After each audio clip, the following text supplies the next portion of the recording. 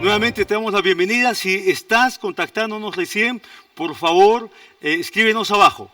Escríbenos de qué distrito nos estás viendo, con quiénes estás. De pronto estás con 2 personas o 7 personas, escríbenos, ya muchos nos están escribiendo y estamos contentos de poder contestarte. Estamos unidos entonces a través de este nexo, estamos unidos también a través del Espíritu Santo. Como ves, estamos completamente solos en la iglesia. 3 personas me están apoyando en este día. Quiero agradecer a la Policía Nacional que nos ha dado un permiso especial. Nuestro auditorio de 1,200 sillas está completamente vacío y estamos agradecidos al Señor por permitirnos hacer este esfuerzo para unirnos a tu casa. Así que si estás terminando tu desayuno, ya ponlo a un lado el adobito para más tarde.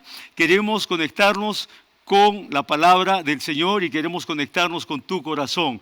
Muy contentos de las personas que nos están escribiendo de diferentes puntos del país, de Perú, pero también de muchos otros países. Estamos contentos de estar unidos, de estar en fe y de tener una celebración casa a casa. Tú en tu casa, todos en su casa y nosotros aquí en una forma especial desde la comunidad.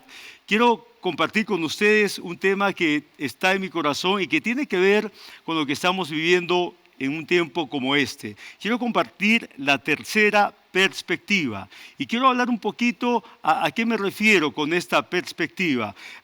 Mientras experimentamos la vida, todos tenemos diferentes formas de ver cada situación y cada momento que estamos viviendo. Yo creo que las diferentes formas o perspectivas de ver las cosas son importantes. Sin embargo, es importante también que tengamos una manera continua, ya en automático, de poder contemplar las cosas que atravesamos, que nos suceden y que podamos hacerlo en fe. Debemos considerar entonces una primera perspectiva, que es la que comprendemos la realidad que estamos viviendo, y eso pasa por dentro en nuestras mentes. La forma de entender la vida, la forma de entender el momento, la preocupación que puedo tener, la ansiedad que puedo sentir, ver mi salud, entender lo que está pasando y tengo entonces un concepto de lo que estoy viviendo a través de mi mente. Y esa primera perspectiva entonces sale de mi mente hacia lo que estoy viendo afuera.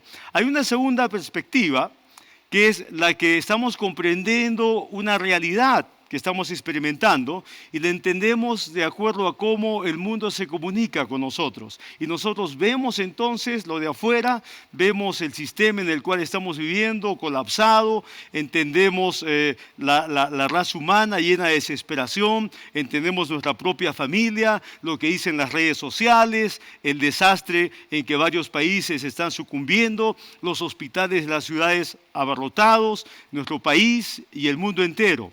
Entonces, es una segunda forma de ver en nuestra perspectiva cómo es que vemos lo de afuera. Y lo vemos y recibimos información externa y eso viene de afuera hacia adentro. Esta perspectiva también todos la tenemos. Pero la tercera perspectiva de la que hoy quiero hablarte, iglesia, tiene que ver con aquello que está en nuestros corazones. Que mucho antes de que se quede en nuestras mentes, se establece en nuestros corazones. Es la manera de comprender la realidad, aparte de lo que sentimos, aparte de lo que experimentamos o aparte de lo que entendemos. Esta perspectiva entonces es otro punto de vista diferente. Es una confianza en nuestro espíritu, una verdad permanente, algo que nos hace reposar. Esta perspectiva entonces es de arriba hacia abajo, es de abajo hacia arriba, es de dentro de nosotros hacia afuera, es algo que nos rodea, es algo que nos cubre, es algo que viene del Espíritu.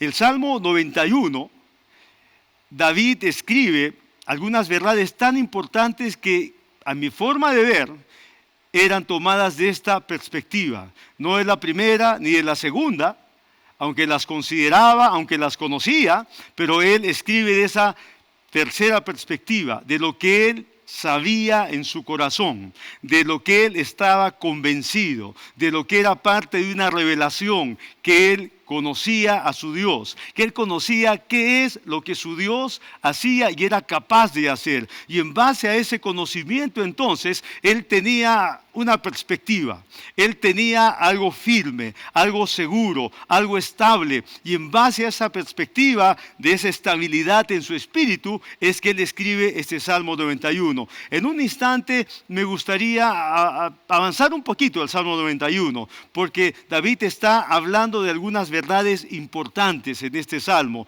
El Salmo lo conocemos de pronto de memoria, quizás tú lo quieres repetir en un momento. Yo quiero que alistes el Salmo 91 en casa.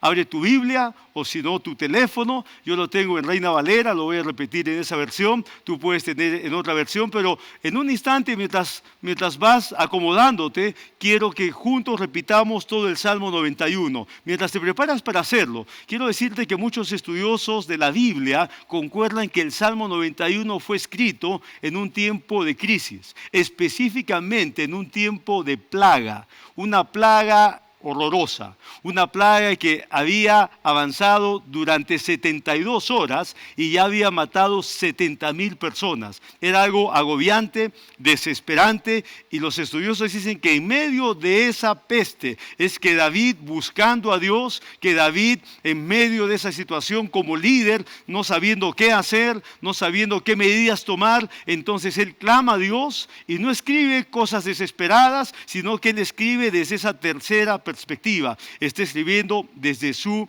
corazón. Ahora sí, entonces que ya te has acomodado, vamos a leer o repetir el Salmo 91.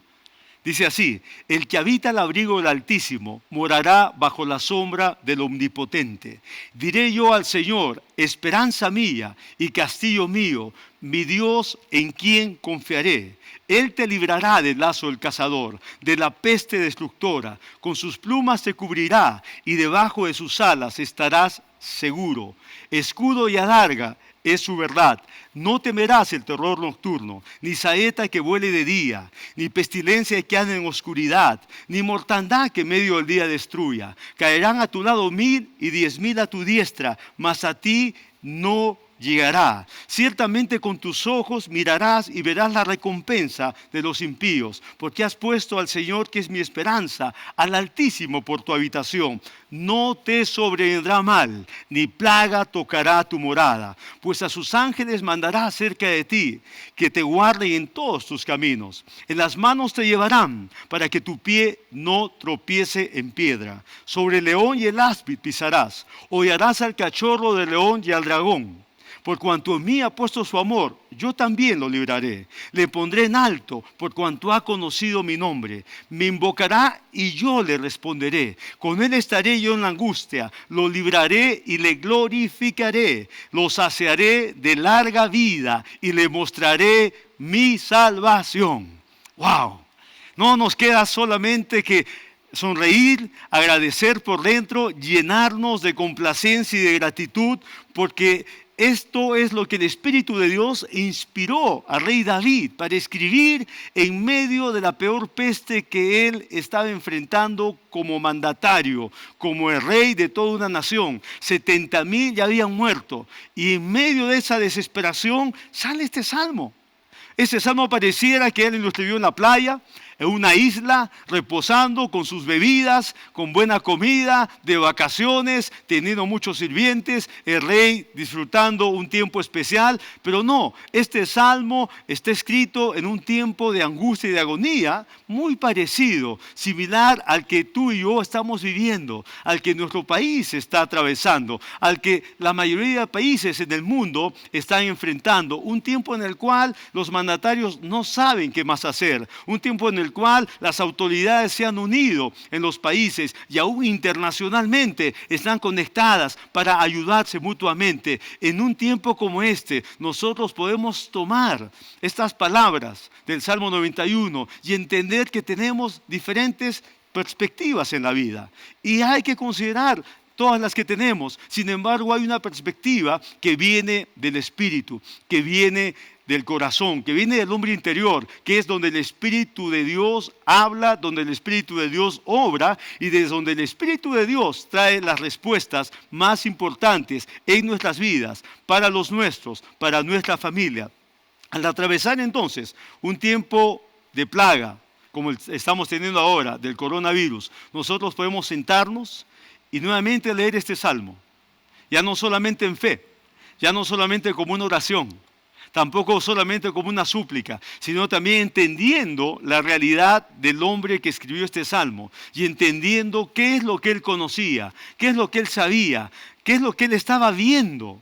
Estaba viendo muchas muertes, pero ¿de qué manera él estaba viendo ese panorama sombrío, ese panorama desastroso, ese panorama angustiante? ¿De qué manera él se posicionó y tenía una perspectiva personal que fue la que lo ayudó a buscar a Dios, que fue la que lo ayudó a tener una respuesta en la cual Dios participó, que fue en la cual él se posicionó delante de Dios lleno de confianza en él? Así que quiero ver junto contigo en esta hora algunos puntos importantes de este salmo. Los 16 versículos son muy importantes, pero en algunos específicamente podemos ver la postura que David tomó y se afirmó en su perspectiva. Número 1, mi Dios, lo que Dios es para mí. David sabía, no solamente pensaba en la situación, no solamente recibía reportes y le decían: rey, en tal pueblo, en tal ciudad grande, en tal otra ciudad pequeña, hay esta cantidad de gente infectada, hay esta cantidad de personas que están muriendo. Él tenía conocimiento de todo esto. Sin embargo, él dice en el versículo 2, mi Dios. Dice: diré yo al Señor, esperanza mía y castillo mío, mi Dios en quien yo confiaré. Este salmo entonces comienza en una forma directa a describir el carácter de Dios. ¿Quién es Dios? ¿Quién es Dios para David?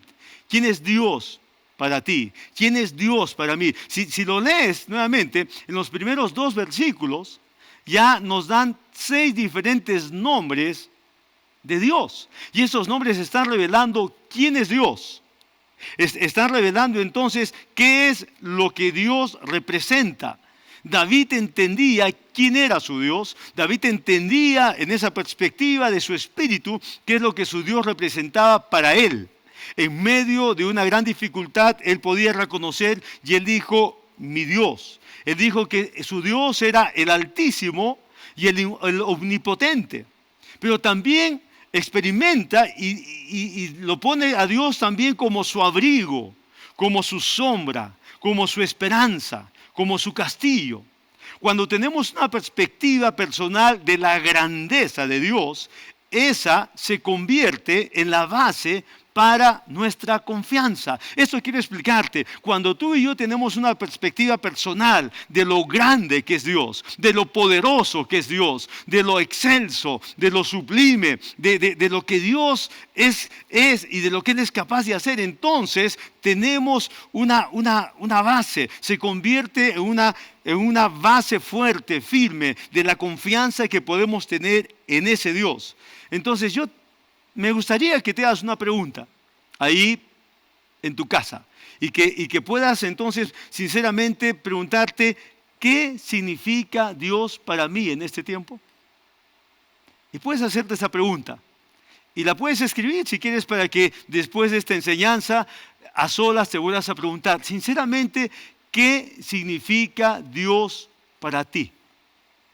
Muchas personas, hasta personas que antes no creían en Dios, escribían que eran ateos, ahora están acercándose a Dios, se están juntando para orar. Hay grupos de ateos que se están juntando para leer la Biblia, se están juntando para orar, se están juntando para que alguien les dé una enseñanza acerca de lo que es Dios. Tú debes preguntarte en este tiempo de tu vida: ¿qué significa Dios para mí? Dime cómo es tu Dios y yo te diré cómo es tu confianza o cuál es tu confianza. Siempre lo he dicho, que hay algunas personas que tienen su Dios de bolsillo, así de pequeñito. Un Dios de bolsillo que solamente lo buscan de vez en cuando hay dificultades, cuando tienen problemas, cuando algo no les sale bien. Es un Dios pequeñito. Ese Dios de bolsillo, cuando se encuentra en situaciones desesperadas, lo buscan a su Dios, lo buscan en los bolsillos. Y a veces no lo encuentran, porque es un Dios muy pequeñito. Dime cómo, de qué tamaño, cómo es tu Dios, y yo te diré cuál es tu confianza. Porque si tú tienes un Dios pequeñito, definitivamente tu confianza es igual de pequeña. Pero ¿saben qué decía David? Grande es mi Dios, es digno de suprema alabanza. Mi Dios es el Altísimo, el que está en todo sitio, en todo lugar. Él escribe varios salmos. David dice, si voy al abismo, allí está Dios. Si subo a las montañas más altas, allí está Dios. Si lograre ir al cielo, ahí también lo encuentro. Donde quiera que vaya, Él es tan grande. Él está en todo lugar, dice David. No me puedo esconder jamás de su presencia. No puedo ocultarme de Él, porque si intento ocultarme, no encuentro un lugar donde Dios no está. Entonces la perspectiva personal que tenía David era que su Dios era inmenso. Era grande, era tan grande que llenaba todo lugar, era tan grande que estaba en todo sitio, era tan grande que no había un solo lugar en la tierra para esconderse. Esa era la forma que Dios era visto por un hombre llamado David. Y así como David entonces tenía una perspectiva personal, única, clara, de cómo era su Dios, de esa forma es la confianza que él tenía. Le seguían reportando que había más muertos en esta peste que era tan veloz. Y él seguía escribiendo el versículo 4. Él seguía escribiendo el versículo 5. Con sus plumas me cubrirá. Debajo de sus alas estaré seguro. Él no estaba solamente hablando de su persona. Él estaba hablando de su pueblo, de toda una nación de millones de personas que estaban en grave peligro. David entonces sabía quién era su Dios. Él sabía la grandeza de su Dios. Él sabía qué es lo que su Dios era y qué es lo que su Dios podía hacer. Cuán grande era su Dios. El salmista entonces refiere en el versículo 2, me parece. Él dice, mi Dios. Ahí en la última parte dice, esperanza mía y castillo mío. Ese pequeño adjetivo posesivo, mi, esa palabrita, mi, hace una enorme diferencia en la perspectiva que persona a persona puede tener en la tierra en cuanto a Dios. David sabía que él era pueblo de Dios. David sabía que él era un hijo de Dios. David sabía que era un rey separado y ungido por Dios. Entonces David sabía todo esto, como tú y yo sabemos que somos hijos de Dios. Como tú y yo sabemos que somos su familia, que somos su pueblo. Eso nos dice la Biblia, eso nos enseña la palabra. Pero David sabía algo más, que tú y yo debemos considerarlo. Y debemos de medirlo en nuestro corazón, si esa es la perspectiva que tenemos. David sabía algo más. ¿Sabes qué sabía David? Que aparte que él era pueblo de Dios, hijo de Dios, siervo de Dios, él sabía que Dios era su Dios. Y él dice, mi Dios, Dios te pertenece. Dios me pertenece. Y no estamos hablando algo irrespetuoso, así como tú y yo le pertenecemos a Dios porque hemos creído en la obra de Jesús por nosotros y hemos abierto nuestro corazón y se lo hemos entregado a Jesús para que sea nuestro Señor. En esa unión entonces espiritual, sí, somos sus hijos, adoptados legítimamente, somos herederos de Dios y coherederos juntamente con Cristo. Pero ¿sabes qué? También Él es tu Dios, Él es tu Padre. Él es ese Padre bueno, bondadoso, misericordioso, es tuyo. Y David sabía esto. Él dice, mi Dios. Y cuando tú levantas esta verdad de tu corazón, entonces sabes que Dios no solamente es un Dios distante, un Dios separado, un Dios poderoso, sino que es un Dios personal. Él es tu Padre bueno. Si te estás conectando en este tiempo por internet, te damos la bienvenida. Estamos compartiendo desde la comunidad a Iglesia Vacía este domingo, pero conectados con la palabra del Señor. Escríbenos de qué lugar nos estás viendo, si de otro país, de otro continente, si tienes algún pedido de oración, estamos orando, tenemos listas grandes de las personas que nos han escrito en los últimos días. Si estás viéndonos de Perú, escríbenos de qué ciudad. Si estás aquí en Arequipa, con mayor razón, dinos de qué distrito y con cuántas personas estás en tu casa. Estamos contentos de estar conectados este domingo, un domingo diferente, pero un domingo con la presencia del Señor, con la palabra del Señor, y estamos unidos en esa palabra. Punto número 2. Él te librará. David sabía qué es lo que su Dios era capaz de hacer. No solamente entendía que era su Dios, no solamente sabía cuán grande era su Dios, sino qué era capaz de hacer su Dios. Él te librará. Lo que Dios puede hacer por mí. Si estás en tu casa, codea a la persona que está a tu lado y dile lo que Dios puede hacer por mí. Lo que Dios puede hacer por ti. Conversa con tu familia y di a tu familia lo que Dios puede hacer por todos nosotros. David lo sabía. Él estaba en un tiempo de crisis, yo diría un tiempo de crisis peor que el nuestro. Imagínense, todos estamos contando cuántos infectados en nuestra nación, cuántos muertos en otras naciones. David estaba en tercer día de esta peste. Y en el tercer día, cuando se cerraba el tercer día, se iban a contar 70,000 personas fallecidas. ¿Te imaginas? Yo digo que coronavirus era un calichín a comparación de la peste que David estaba enfrentando como líder. Y en ese punto 2 que quiero aplicar la palabra junto contigo, él dice, mi Dios, el que me librará, lo que Dios hace por mí. Leamos el versículo 3. Dice, Él te librará del lazo del cazador, de la peste destructora. Con sus plumas te cubrirá y debajo de sus alas estarás seguro. Escudo y adarga es su verdad. No temerás el terror nocturno, ni saeta que vuele de día. Miren todo lo que está describiendo David. Todo lo que Dios. Aquí hay una palabra clave. Él te librará.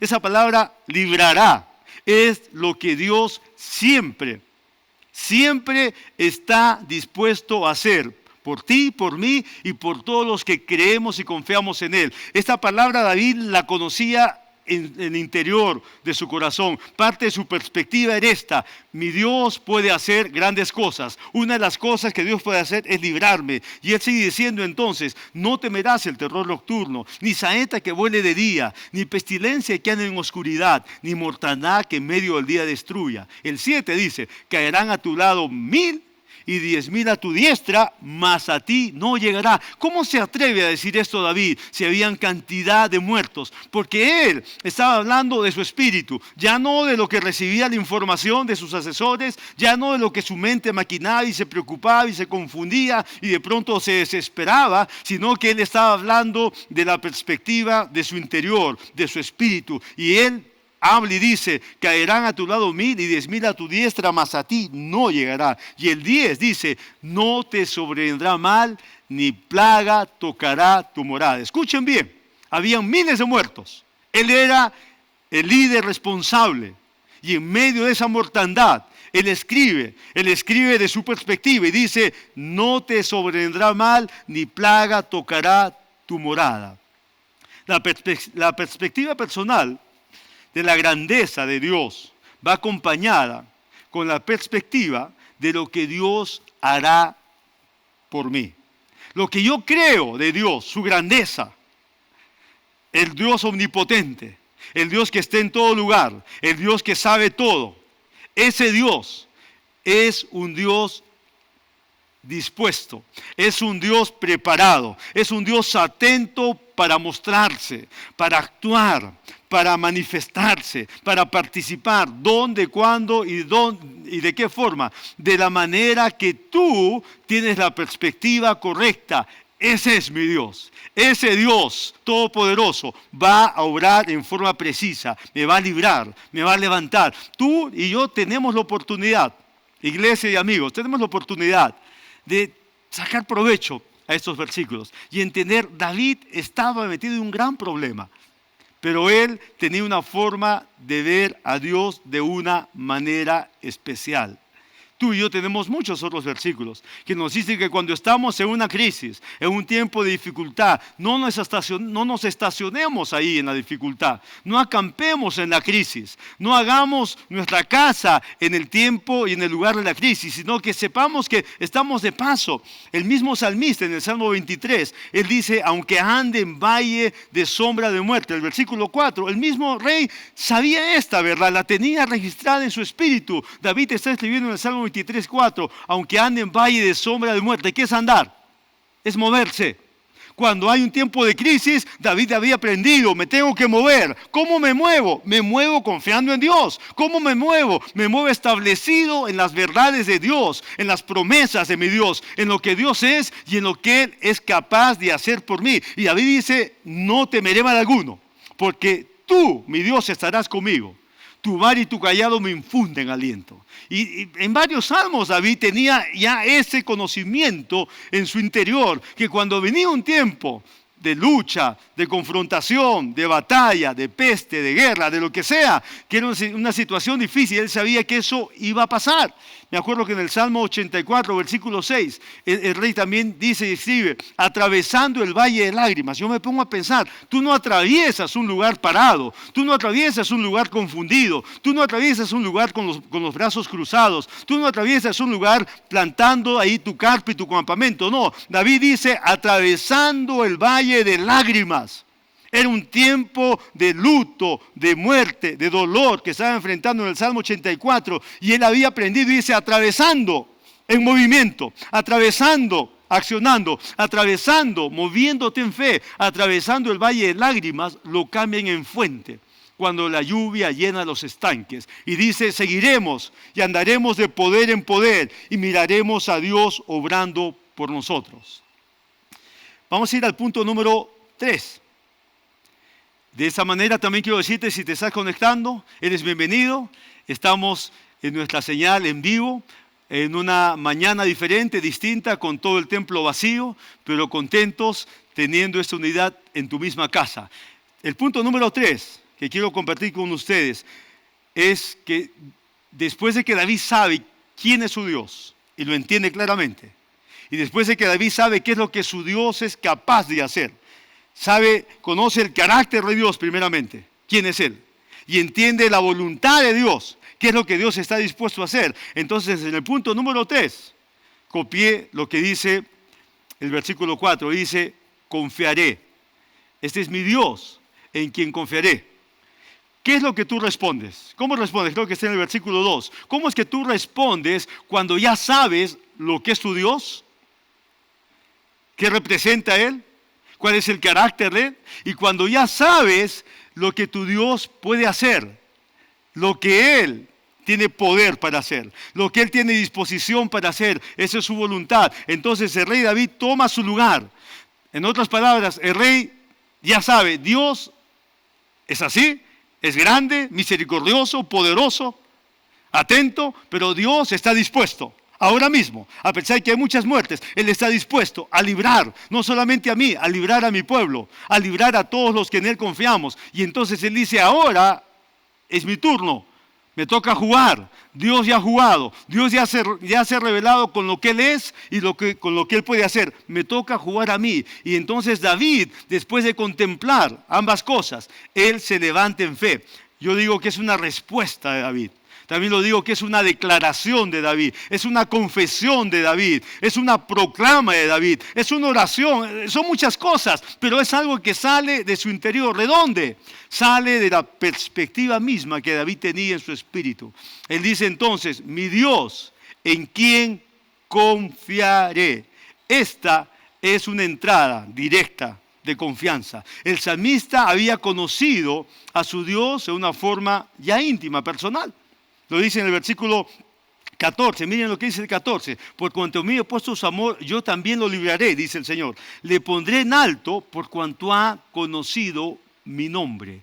Dios da testimonio que el salmista había conocido a Dios, había conocido su nombre. En otras palabras, David se había enamorado de Dios, se había enamorado de la naturaleza de Dios, se había enamorado de las cualidades, de los atributos de Dios. David se había enamorado de eso, y David también sabía lo que su Dios era capaz de hacer. Entendía y amaba la voluntad de Dios, y entonces, como él se había enamorado, entonces, porque dice, por cuanto a mí ha puesto su amor. David era un hombre enamorado.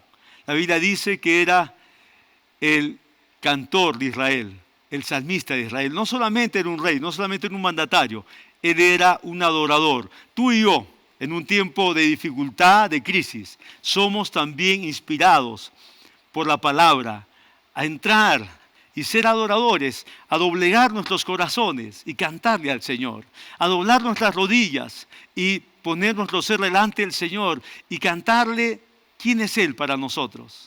Y recitarle lo que Él es capaz de hacer por nosotros y por nuestras casas, por nuestra ciudad y por nuestra nación. Y decirle que estamos enamorados de Él. Dios sabía y dice, por cuanto a mí ha puesto su amor, yo también lo libraré. Le pondré en alto por cuanto ha conocido mi nombre. Tú y yo conocemos lo que representa el nombre de Dios. El nombre de Dios representa lo que Él es. Y nosotros conocemos que su voluntad es buena, es agradable y perfecta, aún cuando estamos viviendo tiempos difíciles y tristes. Pero David estaba enamorado de eso, de la persona de Dios. Y como estaba enamorado, Dios dice, yo también lo libraré. Le pondré en alto por cuanto ha conocido mi nombre. Me invocará, dice Dios, y yo le responderé. Con Él estaré yo en la angustia. ¡Wow! Estamos viviendo en tiempos de angustia, donde tenemos el derecho, la oportunidad, el espacio para clamar a Dios todos los días. Pero que nuestro clamor sea combinado con ese conocimiento que Dios tiene por nuestras vidas. Y Él dice, esta mujer está enamorada, este hombre está enamorado. Se ha enamorado de mi palabra, se ha enamorado de mi persona, se ha enamorado de lo que yo soy, se ha enamorado de lo que yo represento para su vida. Por eso me adora, por eso me obedece, por eso me sirve, por eso me canta. Esta persona está enamorada, yo también lo libraré, lo voy a poner en alto por cuanto ha conocido mi nombre. Cuando Él me invoque, yo le responderé. Con Él voy a estar en medio de la angustia, lo voy a librar. Lo voy a levantar, lo voy a saciar de larga vida, le voy a mostrar mi salvación. Nuestra fe en Dios no es una vacuna contra todo mal, pero sí es una garantía total de seguridad en Él. Cuando tú haces de tu confianza un estilo de vida, una forma de vida, una manera de ver la vida, tienes esa tercera perspectiva que es la de tu corazón, entonces tú podrás caminar a paso firme en todo tiempo. No importa los tiempos que vengan, pueden ser tiempos difíciles como el que estamos viviendo, pero no estamos solos. Nuestra confianza nos ha unido a un Dios verdadero y todopoderoso. Y si estamos con ese Dios al cual conocemos, al cual amamos, en el cual confiamos, entonces dice el apóstol Pablo que a los que aman a Dios, todas las cosas les ayudan a bien. Y dice el apóstol Pablo que si Dios es por nosotros, sigue diciendo en Romanos 8, ¿quién será en contra de nosotros? Quiero preguntarte, amigo, amiga que nos estás escuchando y viendo ahí en tu casa, ¿cuál de estas tres perspectivas tú decides tener? Aquella que estás conociendo por lo que tu mente maquina y calcula y proyecta y de pronto te estás angustiando porque tienes un montón de pensamientos en cuanto a la situación externa. Aquella que viene continuamente de afuera hacia adentro y te da datos y te da información y te da noticias. Y vas conociendo cosas aún de medicina. Saben que ahora muchos tienen ahora un buen conocimiento de medicina. Y está bien que conozcamos todo. Pero ¿en qué perspectiva decides estacionar tu vida?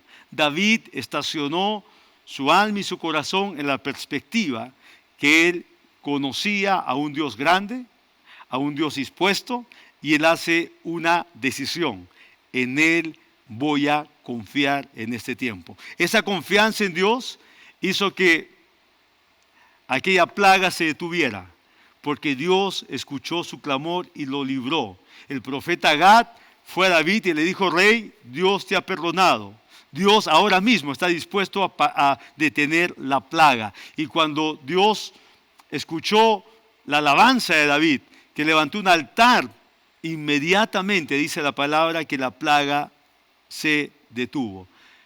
Y Él nos deja esta palabra: no te sobrevendrá mal ni plaga tocará tu morada. Iglesia, levántate en lo que conoces de Él. Levanta la verdad de la palabra en tu corazón. Levanta las promesas que el Señor ya te ha mostrado. Las promesas que el Señor ya te ha revelado. Levántalas en tu corazón en este tiempo. Y decide tener la perspectiva correcta, la de tu espíritu. Sigue viendo a Dios como Él es.